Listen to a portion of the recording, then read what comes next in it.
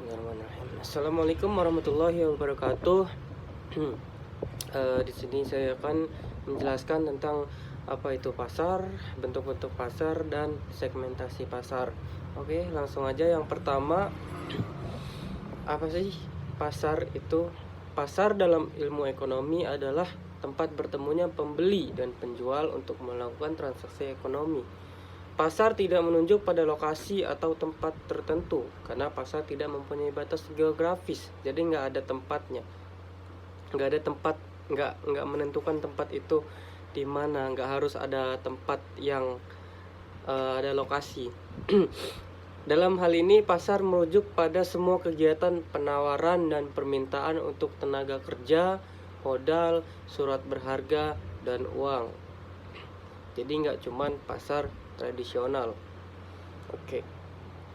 Bentuk-bentuk pasar. 1. Pasar persaingan sempurna. Pasar ini diartikan sebagai pasar yang mempunyai banyak perusahaan untuk memberikan pelayanan kepada pembeli di pasar.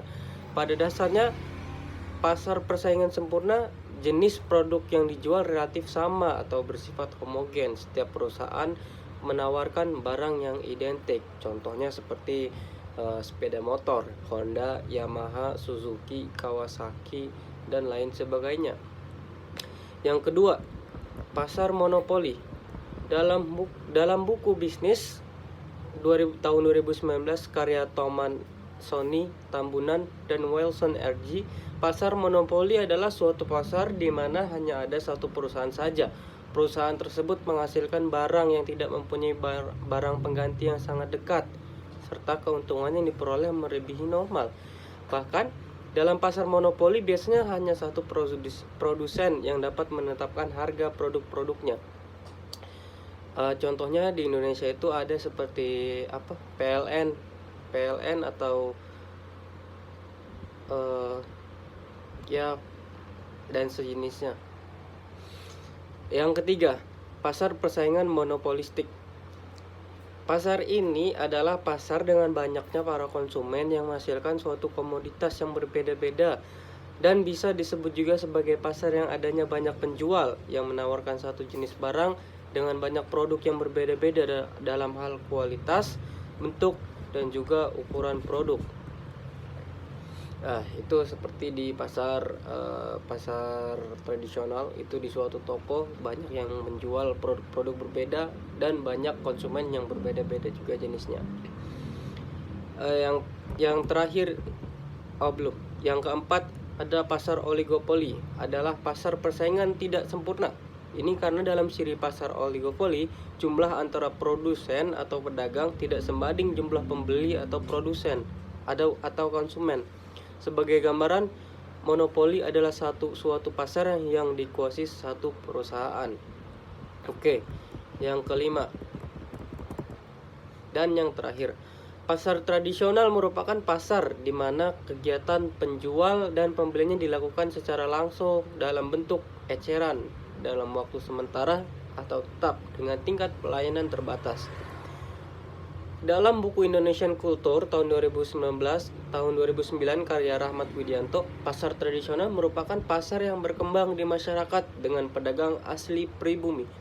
Pasar tradisional biasanya muncul dari kebutuhan masyarakat umum yang membutuhkan tempat untuk menjual barang yang dihasilkan, sedangkan konsumen membutuhkan barang tertentu untuk kebutuhan hidup sehari-hari, dan dia bisa mendapatkan dari situ. Maka dari situlah keduanya bertemu. Oke. Itulah bentuk-bentuk pasar. Kita lanjut ke segmentasi pasar. Segmentasi pasar adalah strategi yang dilakukan oleh perusahaan untuk membagi kelompok konsumen ke beberapa kategori seperti kebutuhan, karakteristik, maupun perilaku yang berbeda di dalam suatu pasar tertentu. Nah, pelaksanaan segmentasi pasar membutuhkan beberapa proses dan tahapan yang turut serta wajib dilakukan menggunakan aforisma supaya mencapai sasaran yang diinginkan.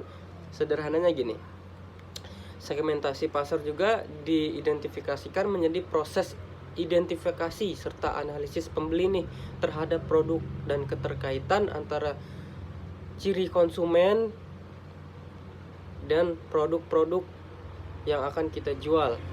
serta beredarnya di pasar mana cocoknya. Segmentasi ada beberapa jenisnya. Yang pertama ada segmentasi perilaku. Segmentasi ini membagi konsumen menurut pengetahuan, loyalitas, respon, dan penggunaan konsumen terhadap produk atau jasa yang Anda tawarkan. Anda juga mampu membaginya menurut beberapa akbar manfaat yang diperoleh konsumen. Contohnya gini, apabila Anda menjual kuas make up nih, lakukan kenaikan perangkat online Anda pada lokasi yang menjual make up. Hal ini akan menaruh Anda pada peluang yang lebih besar. Yang kedua, segmentasi psikografis. Segmentasi ini membagi konsumen menurut hal yang disukai, aktivitas yang dilakukan pada konsumen. Dengan istilah lain, segmentasi ini serius dalam dimensi psikologis, misalnya hobi dan ketertarikan. Nah, selanjutnya segmentasi demografis. Demografis ini adalah berhubungan dengan daerah.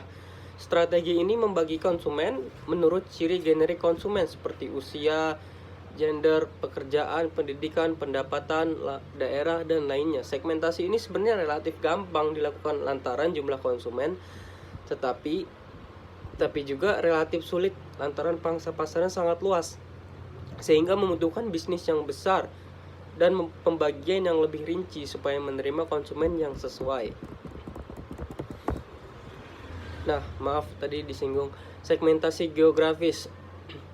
Segmentasi ini membagi konsumen menurut unit geografis yang berbeda, misal negara, provinsi, kabupaten, dan sebagainya. Dalam hal ini, Anda dapat menggabungkan segmentasi geografis memakai segmentasi demografis. Contohnya seperti ini. Produk shampoo yang dijual di Amerika dan dijual di Indonesia itu berbeda sesuai jenis kulit kepala, sesuai cuaca, dan sesuai daerah. Kita lanjut. Yang terakhir itu adalah segmentasi waktu khusus. Segmentasi ini serius dalam pelaksanaannya. Pemasaran dalam saat-saat tertentu. Misalnya, bila Anda mempunyai bisnis fotografi, maka Anda membuka stand fotografi pada sekolah atau universitas yang sedang menyelenggarakan wisuda, atau Anda menjual di suatu pameran-pameran tertentu.